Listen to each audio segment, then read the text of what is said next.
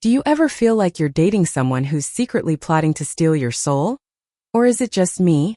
I muttered, staring at the girl across from me at the coffee shop, half laughing, half panicked. She tilted her head, her lips curving into that infuriatingly perfect smile that could have disarmed an army. I promise I'm mostly harmless, she teased, her voice smooth, melodic, yet carrying an unexplainable weight that made my stomach twist. From the moment I met Leora, there was something off, something magnetic. Her presence felt like the first warm ray of sunlight on a frozen morning, comforting, yet it left you wondering if it could ever truly be yours. And yet, I had this absurd urge to know everything about her, to unravel every layer hiding behind those impossibly perfect emerald eyes. We met in a small bookstore tucked away in a quiet corner of Seattle. I had been hiding in the poetry section, trying to escape my own overthinking mind, when she appeared out of nowhere, like a character that had walked straight out of a dream I'd long forgotten. Her fingers brushed mine as she reached for the same copy of Rilke's letters I had been obsessively hovering over. "Looks like we have similar taste," she said, and I thought I heard the faintest trace of amusement behind the words, though her eyes remained impossibly unreadable. From that day it became a strange, intoxicating routine. Coffee dates turned into late-night walks under the foggy streetlights, and I found myself sharing parts of me I hadn't let anyone touch. Leora listened, not just heard, but seemed to absorb my words, storing them somewhere deep inside beyond comprehension. She laughed at my jokes that weren't funny, comforted me when I faltered, and yet, there was always this unspoken distance, a reminder that she belonged to something I couldn't yet name. I tried to ignore it, tried to convince myself that my own insecurities were projecting shadows onto her radiant being. But the signs were impossible to ignore. She never aged. Not a line, not a hint of weariness. She knew things, too many things, about places I had never been and events I had never experienced. She appeared when I least expected her, yet sometimes disappeared for weeks without explanation, returning as if nothing had happened. One rainy night, I finally asked her directly, my voice trembling, "Leora, what are you?" She just stared at me, those impossibly deep eyes glimmering under the street lamp. The rain ran down our cheeks, mingling with our unspoken tension. Then almost lazily she smiled. "I've been waiting for you to notice," she whispered. And in that moment the world seemed to shatter and rebuild itself around a truth I wasn't sure I could comprehend. Over time, Leora revealed fragments of her existence. She was not human, not bound by time as I was. She had walked through centuries, loved and lost countless times, seen empires rise and fall, and yet somehow she had waited for me. The realization was overwhelming. I should have been terrified, yet every cell in my body longed for her, for this impossible love that defied everything logic demanded. Being with her was intoxicating and painful all at once. Every touch, every glance carried the weight of eternity, and yet I felt alive in ways I hadn't imagined possible. There were nights when I'd wake, staring at her sleeping face, wondering if loving someone immortal could ever be sustainable. How could I, a fleeting human, ever measure up to the endless expanse of her existence? Our love was a paradox, fragile yet eternal, fleeting yet infinite. Leora would sometimes take my hand, her fingers icy yet tender, and say, "Time doesn't matter here. Not for us." And in those moments the world outside melted away, leaving only the two of us suspended in a timeless embrace. But not all was serene. The knowledge of her immortality carried its own burdens. I learned that there were entities, others like her, who had rules, codes, and rivalries that transcended centuries. Loving her meant stepping into a world of shadows, of history's hidden corners, and of truths too vast for a single human heart to hold. And yet I chose to stay. Because even in the face of danger, even with the crushing weight of what her existence implied, I couldn't deny the pull, the love that tethered me to her in ways I hadn't thought possible. Seattle became our secret world. On weekends we'd wander through Pike Place Market, our hands brushing, sharing stolen kisses behind flower stalls. We'd escape to quiet cafes where no one knew our names, and for a while, I could forget that she was different, extraordinary, and yet terrifyingly unattainable. And then there were moments of pure vulnerability, rare and precious. One evening, sitting by the edge of Lake Union, the water reflecting the silver moonlight, I asked her the question that had haunted me since the beginning. "Do you Ever get lonely? Even with everything all the time? She was silent for a long moment. Then she turned to me, eyes glistening with an emotion I had never seen from her before: fear, longing, and something achingly human. More than you could imagine, she admitted softly. I've watched people come and go, loved and lost, and yet, you make me feel like I'm not alone. Like maybe, just maybe, I can belong somewhere. I leaned into her, my cheek against hers, feeling the warmth that defied the chill of her eternal existence. Then stay with me, I whispered. Let's make our own eternity, even if it's just for tonight. And she did. She stayed. But love with Leora was never simple. There were nights when I'd wake to her absence, only to find a note, cryptic and old-fashioned. Meet me where time bends. I didn't understand it fully, but the thrill, the danger, made every reunion sweeter, every touch more precious. As I learned to navigate this extraordinary love, I began to see the world differently. Time became less of a burden and more of a gift, every fleeting moment with her a jewel to be cherished. I began to understand that loving an immortal being wasn't about matching her eternity, it was about embracing the intensity of the present, the depth of connection, the fearless surrender of the heart. Our love was also a rebellion, against societal expectations, against the constraints of reality, against the whispers of judgment. When we held each other in public, our closeness radiated a defiance that felt both exhilarating and necessary. Leora didn't just love me. She made me feel seen, valued, alive in ways the world had never allowed. One day, as we walked along the rainy streets, hands intertwined, I realized something profound. Eternity wasn't frightening if shared with the right person. The centuries she carried weren't a weight, they were a promise, a testament that love could transcend all boundaries, all prejudices, all fear. And in that moment, watching her laugh as water droplets danced around her, her hair catching the silver light, I understood that some loves are meant to be wild, impossible, and beautiful, timeless in their defiance, tender in their intensity. I didn't know what the future held, and with Leora, perhaps the future was a meaningless concept anyway. But I knew that whatever happened, whatever centuries came and went, our love had already crossed the threshold of time. And for the first time, I didn't want to be anywhere else. The weeks that followed were a whirlwind of stolen moments and whispered secrets. Leora and I had developed a rhythm, a quiet understanding that words could never fully express. Every touch, every brush of our hands was laden with meaning, as if the universe itself had conspired to connect us. Seattle in the spring became our playground.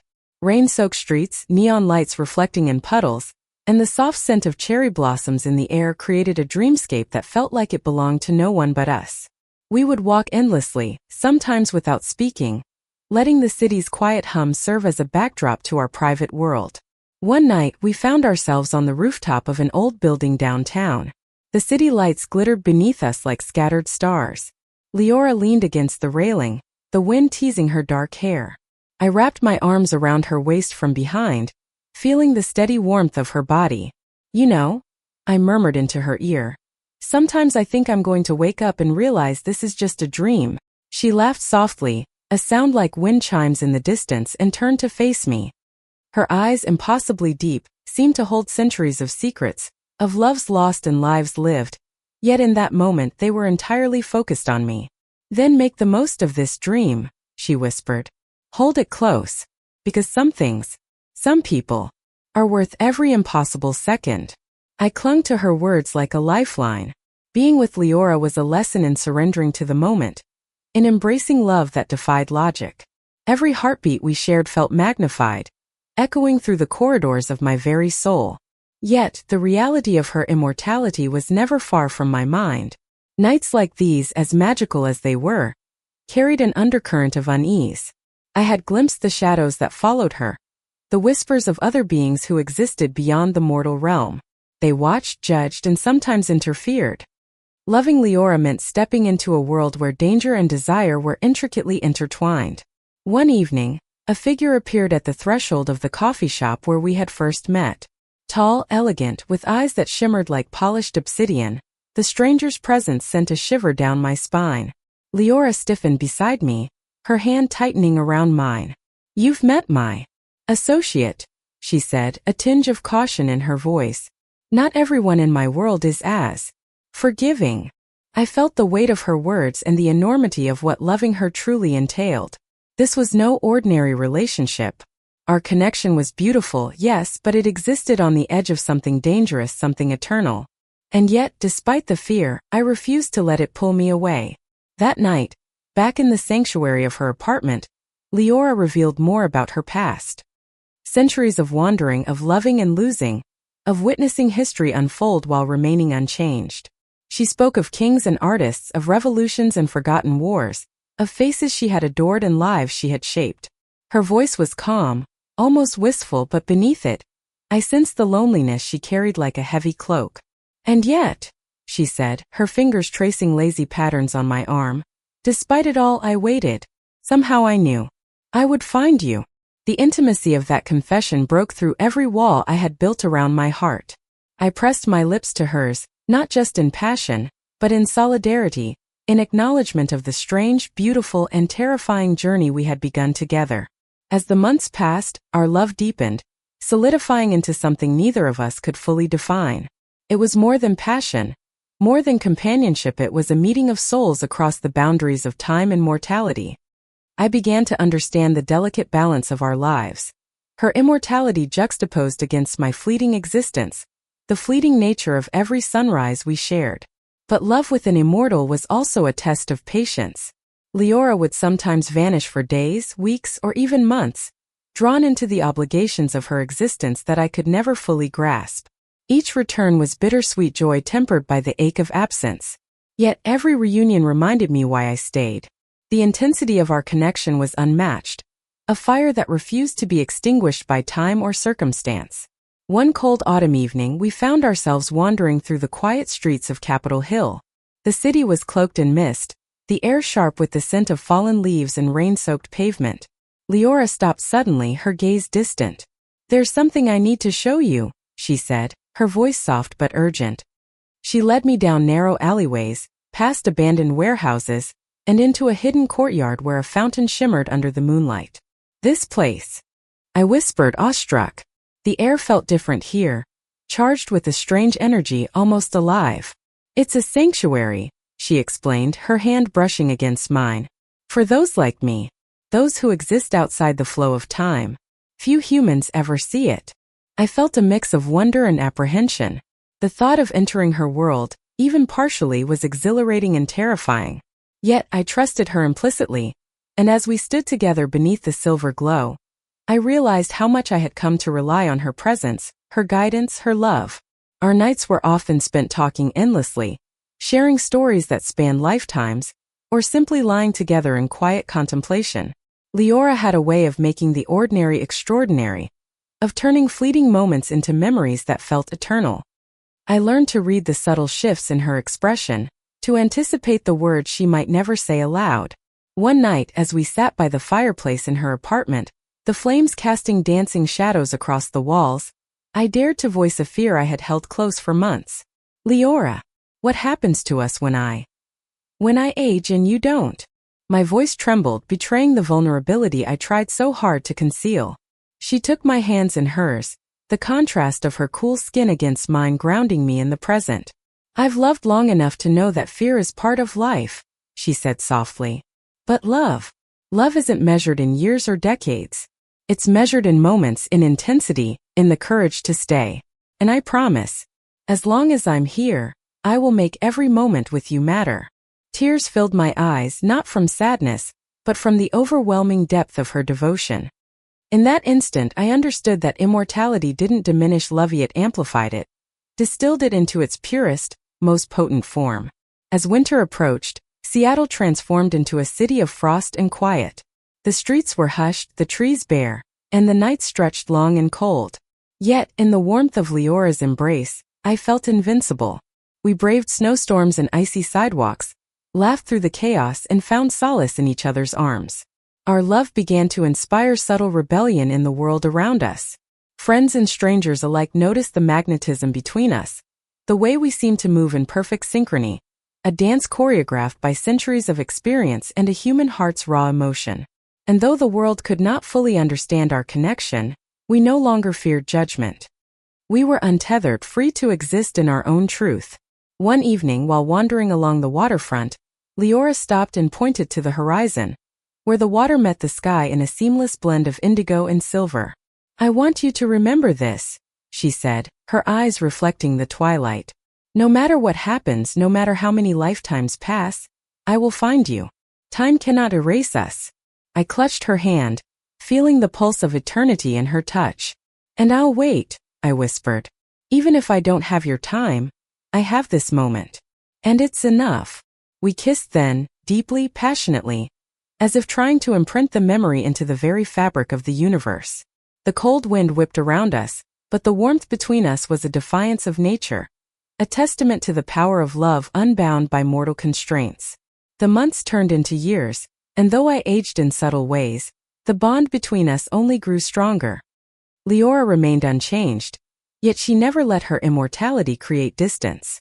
She learned to cherish the fleetingness of my human life, to make every day an adventure, a memory, a fragment of eternity captured in the present. There were challenges, of course, jealousy, misunderstandings, and the occasional intrusion of forces I could neither see nor comprehend. But every trial reinforced our connection, reminding us that love, true love, was not about perfection, it was about persistence, courage, and unwavering commitment. One rainy afternoon, as we sheltered under a tattered awning outside a little bakery, I turned to her, rain dripping from my hair. "Do you ever get tired of it all?" I asked, half joking, half serious. She laughed, the sound mingling with the patter of rain. "Tired? Perhaps," she admitted. "But I've never been bored. Never with you." And in that moment, amidst the mundane and the extraordinary, I realized the profound truth. Love was not about the number of days or centuries we had, it was about the depth with which we experienced them. Leora pulled me close, her lips brushing mine. "You've given me something I never thought possible," she whispered. "A love that feels like home." And I knew then that despite the impossible circumstances, despite the vast chasm of time that separated our natures, our hearts had found a bridge. A bridge built on trust, passion, understanding, and an unyielding desire to stay together. I had discovered an extraordinary truth. Love could transcend mortality, defy prejudice, and endure across lifetimes. And as I rested my head against Leora's chest, listening to the steady rhythm of her heartbeat, a heartbeat I had come to trust more than my own, I knew that whatever challenges awaited us, we would face them together. Because some loves were not meant to be fleeting. Some loves were eternal, and ours was one of them. Spring had returned to Seattle, and with it, a sense of renewal that seemed to mirror the rhythm of our lives. Cherry blossoms bloomed along the streets, their pale pink petals drifting like snowflakes in the gentle wind. Leora and I wandered through them one afternoon, our hands entwined, each petal that fell a symbol of fleeting time and yet, somehow, of our enduring love. The seasons had taught us patience, resilience, and the beauty of impermanence. I had watched myself change, subtle lines around my eyes, the slight softening of youth, but I no longer feared it. Leora's presence made me see that aging was not an enemy but a companion, marking the moments we had lived fully, intensely together. We had settled into a rhythm that balanced my human life with the extraordinary realities of hers. She remained enigmatic, of course. There were moments when I would catch her staring into the distance, as if listening to echoes of centuries past, but now, rather than fueling anxiety, it filled me with awe. I loved not just her, but the vastness of her experience, the depth of her being. One evening we took a ferry across Puget Sound, the waves shimmering under the golden sunset. I leaned against Leora, feeling the familiar, comforting pulse of her presence. "Do you ever think about the future?" I asked quietly. She tilted her head, the sunlight catching the edges of her hair. "I don't think about it the way you do. Time is fluid for me. But when I look at you, I can imagine something I've never dared before." Her gaze met mine, unwavering. "I see a lifetime, yours, mine, ours filled with moments like this." Her words sent warmth through me, a quiet reassurance that even in a world governed by centuries, love could carve its own path. We spent that evening watching the stars emerge over the water, the sky deepening into shades of indigo and silver. I felt, with an intensity that was almost painful, how lucky I was to share this existence with her. As the months turned into years, our love only deepened. We celebrated birthdays, anniversaries, and the small, ordinary milestones that humans cling to, but with a shared understanding that time itself was merely a backdrop to our connection. Leora taught me that love was measured not in days or decades, but in the courage to be present, fully and unconditionally. There were, of course, moments of tension. Occasionally, the weight of her immortality pressed against the edges of our relationship. I would sometimes fear losing her not to death, but to the vast currents of time she navigated. Yet every time those fears arose, they were met with her gentle reassurance, her unwavering commitment. She never demanded I understand fully, only that I trust that I choose love each day. One chilly autumn night we sat by the fireplace in her apartment, the air rich with the scent of burning wood and the quiet hum of the city outside. I watched her, the flickering flames casting shadows across her face, and realized that despite everything, I had come to see her not as a being beyond time, but as my home.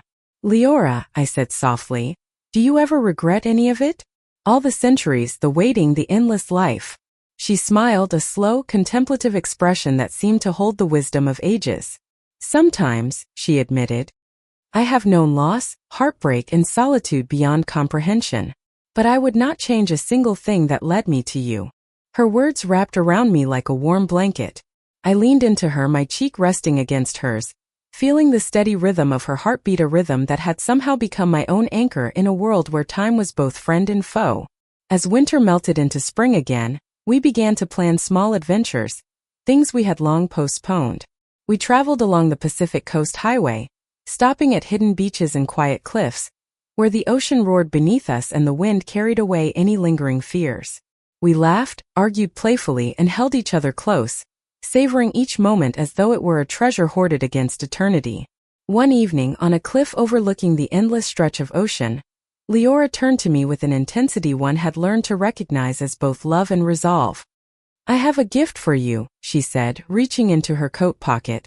From it, she pulled a small, intricately carved box. My fingers trembled as I opened it.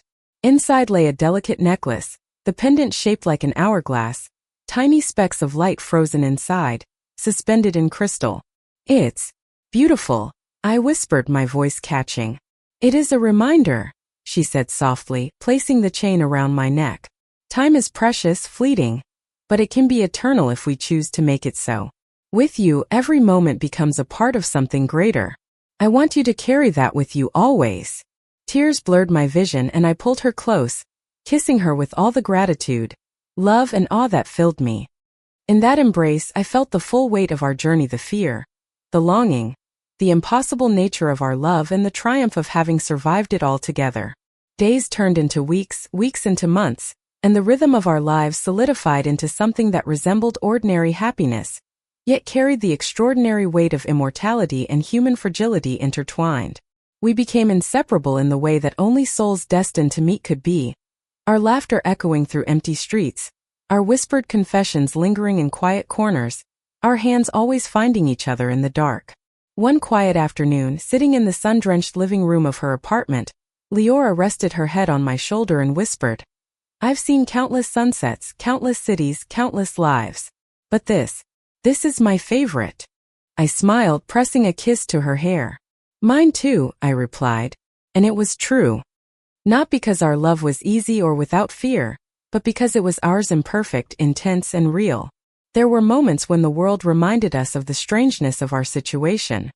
Whispers of judgment, curious glances, or reminders of mortality on my part. Yet, each challenge only strengthened our bond. We learned to face the world together, unafraid, unashamed, and unwavering in our devotion. In the quiet of the night, I would often lie awake, listening to the rhythmic beat of her immortal heart, and marvel at how love could exist beyond the boundaries of time. Leora had taught me that to love someone immortal was not to fear the inevitable, but to embrace the fleetingness of each moment and make it extraordinary. On a particularly serene spring morning, we walked along the shores of Lake Washington. The water mirrored the sky, a perfect reflection of soft blues and whites, and the air smelled of blooming lilacs and rain-washed earth. Leora paused, turning to me with a smile that seemed to hold every joy and every sorrow she had ever known. Promise me, she said, her voice barely above a whisper, that we will continue to live like this.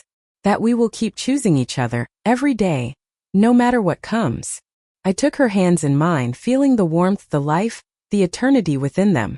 I promise, I said, and meant it with every fiber of my being.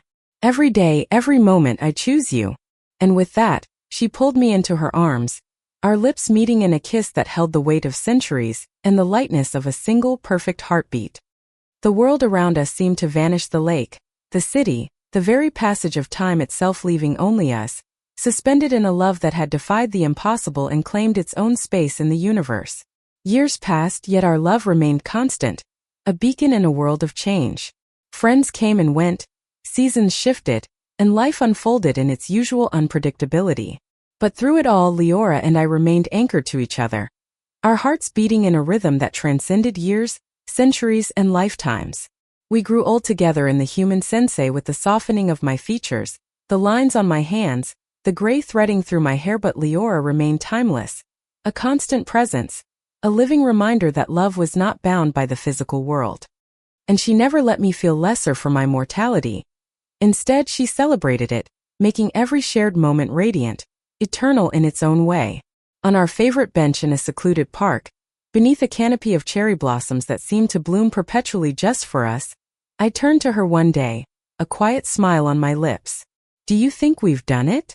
I asked. "Have we truly made our love eternal?" Leora's eyes sparkled, reflecting sunlight and centuries of experience. "I think," she said softly, "that we've done more than that. We've built a love that even time cannot touch. A love that is ours wholly and completely." I leaned into her, resting my head against her shoulder, feeling the steady beat of her heart, and knew that she was right. We had transcended fear, judgment, and mortality. We had embraced the impossible and made it ours. And in that moment, surrounded by petals drifting like soft rain, the laughter of birds, and the quiet hum of life continuing around us, I understood the truth that had carried me through years of wonder, fear, and longing. Love, true, fearless, boundless love, was the only eternity that truly mattered. With Leora by my side, I had found it. And I knew with every fiber of my being that I never wanted it any other way. Our love, impossible yet undeniable, human yet eternal, had finally found its perfect, timeless home. Thank you for listening. Like and subscribe to get notifications about next videos.